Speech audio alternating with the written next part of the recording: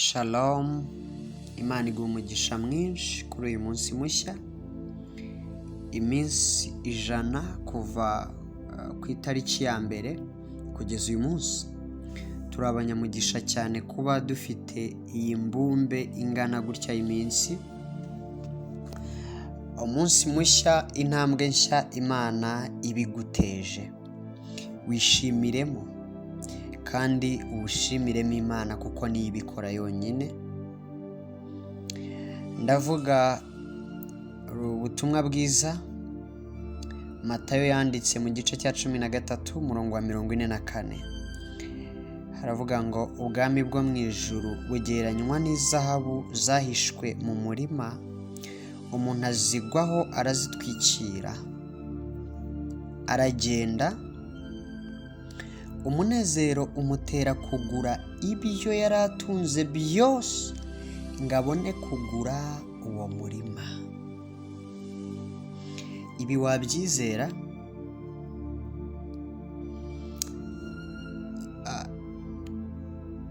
Namye nibaza,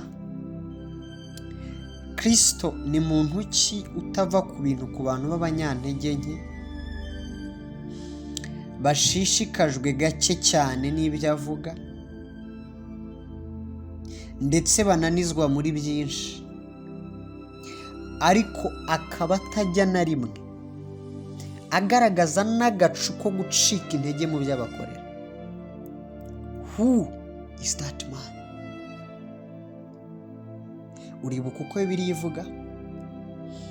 Bibiliya iravuga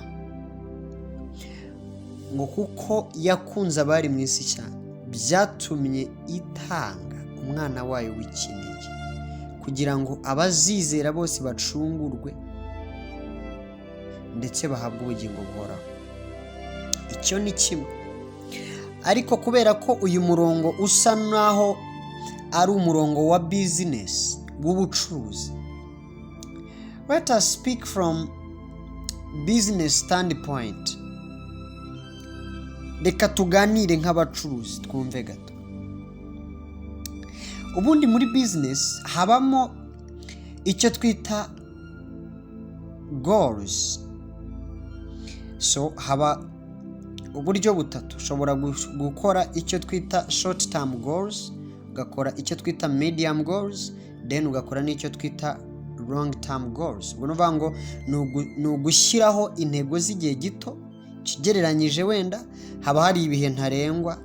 Short term goals bifite igihe runaka itagomba kurenza runaka, then long term goals ni ya ntego y'igihe kirekire. None twibaze, iteka umucuruzi w'umuhanga atangira na short term goal, ariko nk'urugendo rwo gutangira fondasiyo y'indoto. You see? Bibiliya iravuga ngo mu itangiriro Imana yaremye ijuru n'isi. Then nasoma bivuga ngo isi yari iraho nta shusho. The Bible iravuga ngo it was chaos and confusion. Tohu hobu.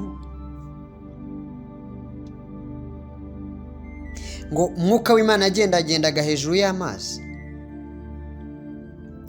Then ariko nasoma Bibiliya, iyo nsomye igitabo cy'ibyahishuwe biravuga ngo umwana w'intama yatambwe kera. Ivuga iki muri Yesaya? Imibabaro yacu niyo yacumitiwe, kuko igihano kiduhesha amahoro cyari kuri we. Ngo nyamara batekereje ko yakubiswe n'Imana Data. Umuntu nk'uyu kuki ari gufata risk zingana zitya? Icyo mbona afite uko namwise ni unfailing investor. Yaraguze the investment cyangwa icyo yashoye muri wowe, nta na rimwe aratekereza kugitakaza. Nta nubwo ajya byuka ngo yibone yagitakaje. Impossible. Niyo mpamvu yavuze ngo ubwo bimeze gutyo ndabiba ubudapfa muri we, ndabiba ubudapfa muri we, kuko ubutunzi bumurimo. So icyo nakora gikomeye ni ukubiba ubudapfa muri we. Pawulo aravuga ngo dukubitwa hasi ariko duhora tubyutswa. Aravuga ngo turarwana ariko mu ntambara turwana Kristo w'umunyembaraga ahora atuneshereza, kuko muri iyi business yo kugendana na Kristo nta gutsindwa kubamo. Icyakora mu gihe gito tugaragara nk'abarabye, ariko imbaraga ze abamwizera zihora zibagarura, zihora zibabyutsa, zihora zibereka inzira. Buri gihe iyo watangiye kureba nk'uwabuze iyo ujya, ahora aguhamagara. Rimwe mu masomo akomeye nize ni uko no mu gihe cy'uburibwe hari ubudahangarwa butangira kwiyubaka muri twe. Uwo Kristo inzira kunyuzamo atuma uyifata mu mutwe, kugira ngo abazagukurikirana batazigera bayoba na rimwe. Ni kenshi Satani anyuza abantu mu bikombe bibaza ngo arimo arica ubuzima bwabo, ahubwo Kristo akabihinduriramo ahantu heza ho gutoza abasirikare be bakomeye batajya bananirwa, bo kuzatoza n'abato bari inyuma. Hari ibihe byinshi Kristo ajya yemera kucamo. Satani azi ngo arimo arica ubuzima bwawe, ahubwo Imana irimo irema ubuhanga n'ubudasa mu buzima bwawe. Izo nzira uri gucamo Imana izatuma utazibagirwa, kuko ntabwo biri kuba ku bwawe gusa, ahubwo umugambi w'Imana kuko ari mugari kandi ufite ukaba ari uw'igihe kirekire.